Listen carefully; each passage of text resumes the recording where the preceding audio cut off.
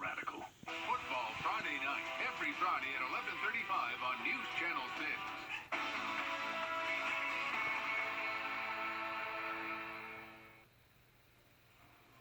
What an absolutely beautiful day today. Yes, it was a little cool. This morning was a little on the chilly side, but some great news in the temperature department. I'll share that with you with your forecast coming up.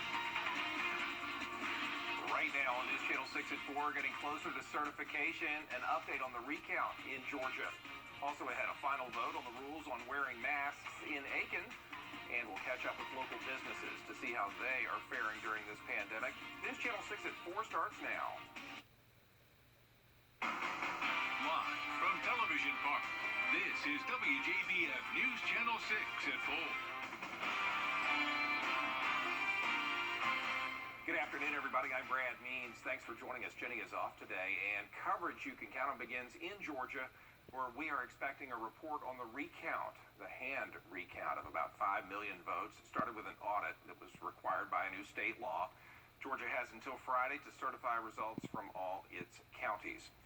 Tonight, the Aiken City Council will decide on its third mask ordinance, not an emergency mandate, but it does give the county more flexibility with the rules on masks going forward. When the second reading rolled around, council approved it 5-2. This one will give them a little bit more flexibility. They can keep it in place as long as they need to. They can lift it if they feel it's necessary, or if the governor removes his executive order, they can end it that way. I've been very impressed with the advancements that our healthcare professionals have made in treating it and try to keep the deaths down. But there's still a large population in our city that are at risk, and we want to protect those. So I think you just evaluate that opportunity as to when it'll be safe for our citizens. The City Council meeting gets underway at 6 o'clock at the Municipal Building in Aiken. We'll let you know how things go right here on News Channel 6. New technology is headed to Aiken County schools just in time for a switch to online learning, all thanks to money from the CARES Act. Computers are on the way. They're about $600 for students, $1,000 for teachers. Kids can take the computers home. Hotspots are already available.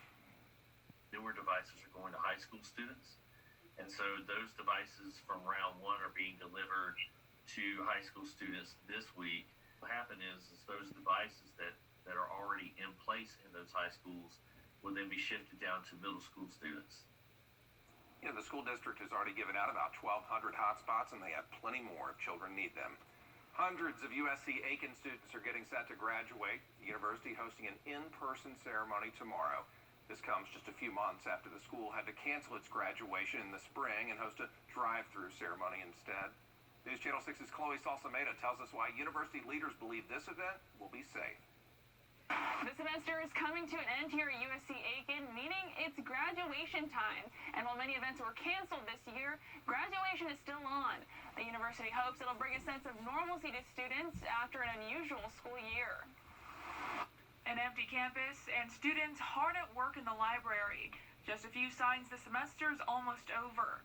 For some, it'll be their last day walking through USC Aiken as students. On Friday, 290 students will graduate. University leaders were unsure if they'd be able to host an in-person ceremony due to the pandemic. But with social distancing plans in place and graduates only allowed to invite 2 guests, university leaders are confident the event will be safe. We know more now about the COVID situation. Throughout this semester, we've had very low transmission, very low incidence of COVID at the university and our population here, and feel like this is the right move for us. In Aiken, Chloe Salsameda, WJBF News Channel 6. This pandemic sure has had a major impact on small businesses all across the country and right here at home. News Channel 6's Dearnisa Jefferson, live for us in downtown Augusta today. And Dearnisa, I know you spoke to a local business owner about how her business has survived. Yeah, Brad, COVID-19 has caused local businesses like Field Botanicals to shut down for months. But the owner tells me that things like curbside delivery and selling essential items like masks and hand sanitizers may have saved her business. Field Botanicals has only been open for about 2 years in the downtown Augusta area. Owner Jennifer Tinsley says when the shop had to shut down due to COVID, her business took a hit, but she was able to bounce back by selling essential items like hand sanitizer and face masks. Those sales were able to keep the doors of this shop open at a time when many small businesses are struggling. Well, small businesses are the backbone of a community. They bring jobs to the community. They bring, economic growth to the community, and they have a sense of place, a sense of community. Tinsley says many small businesses downtown have been supporting each other, but they also hope the community will support them next week during Small Business Saturday. Reporting live in downtown Augusta, Denise Jefferson, WJBF, News Channel 6. As we approach Thanksgiving, several states and cities are putting limits on the size of household gatherings, but some law enforcers say they're not going to enforce those rules. Here's TJ Holmes. Tensions high over COVID crackdowns as states try to limit the size of holiday gatherings amid soaring coronavirus cases. Elected leaders clashing with officers tasked with enforcing the new rules. In Akron, Ohio, the city council there just approved a rule to fine homeowners $250 if they're caught with more than 6 guests. But enforcing that rule, the city's police union says, puts officers at risk. Just by knocking on that door creates a confrontation that I don't think that our officers should be placed in. While in New York, several sheriffs are taking on Governor Cuomo's new restrictions that limit private gatherings to 10 people ahead of Thanksgiving. As a lawyer and a former judge and a sheriff, I believe it's a violation of your rights at home. Sheriff Richard Giardino even calls the new restrictions unconstitutional, and he's not alone. Other sheriffs taking to Facebook telling followers they will not be peeking in your window to count the number of persons at your table on Thanksgiving. But Governor Cuomo fired back, saying they don't get to decide which laws get enforced. I'm a law enforcement officer. I enforce the laws. I don't get to pick and choose. Nobody's saying knock on doors, count heads. And in Hawaii, officials strongly enforcing their COVID restrictions.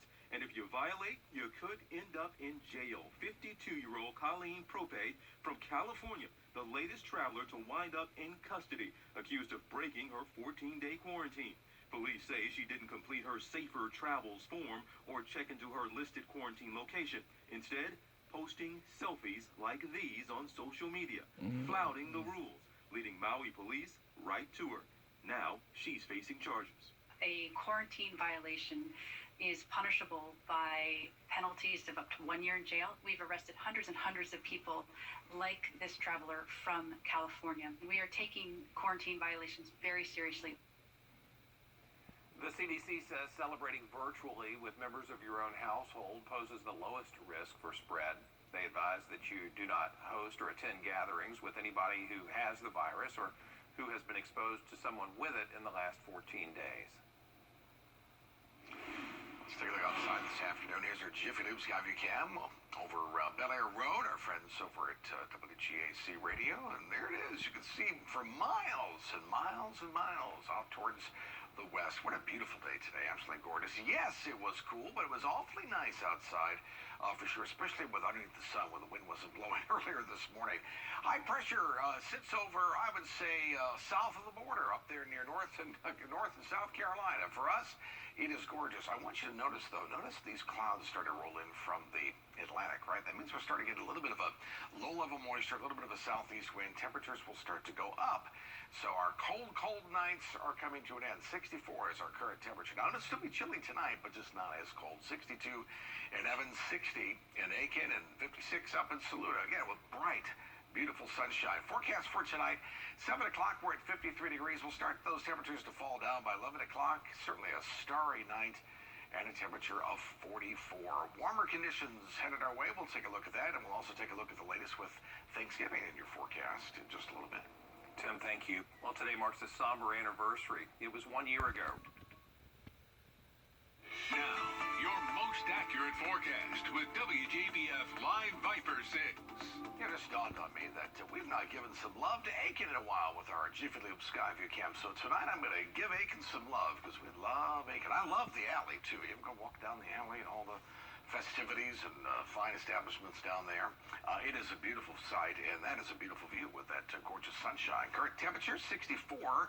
Officially in the city. Check out that humidity and dew point in the 20s. The air is super duper dry, and we can certainly feel it too. High barometer at 30.51. Indian summer, remember that?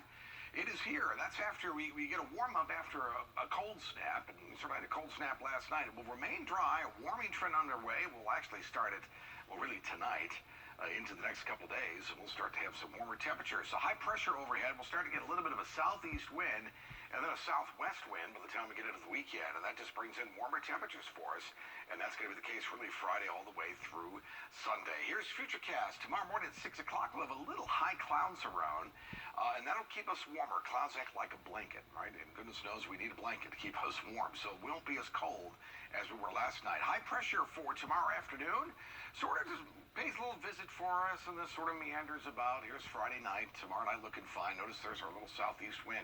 Any showers that form will form over the waters. Not expecting us to get any rain. There's Saturday morning with sunshine, a few clouds, temperatures in the mid-70s. Absolutely beautiful day.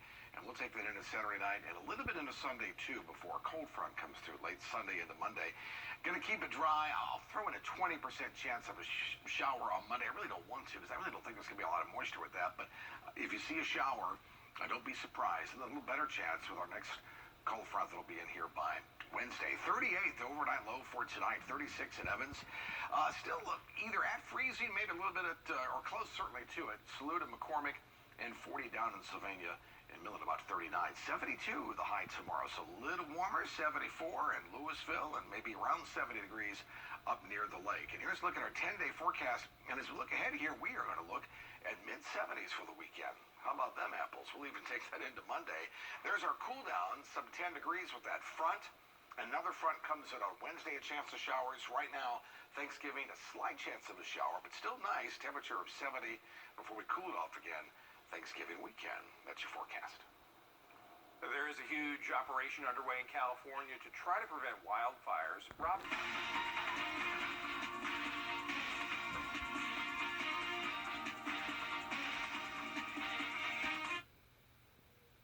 When it comes to health insurance, don't settle for less. With Ambetter, you get low-cost plans loaded with valuable benefits. A network with hundreds of doctors to choose from, convenient telehealth options with $0 copays. Plus, earn $500 in rewards that you can use to pay for healthcare costs like copays and premiums. Wow. Now, that's better. Ambetter is reliable coverage that's a great value. Find your plan today. Have you joined the